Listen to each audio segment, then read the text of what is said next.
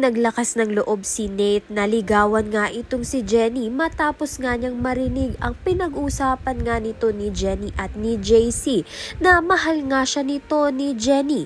Kaya naman nga't kinabukasan agad nga siyang pumunta sa bahay nga nito nila Jenny upang bigyan nga siya ng bulaklak at magkaroon nga sila ng mas maayos na pag-uusap.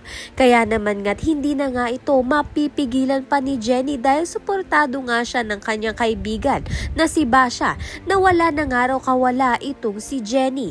Samantalang patuloy naman ngang sinusubok ni Jenny ang kanyang kakayahan bilang solo artist sa ilalim ng pangangalaga nga nito ni Vanna.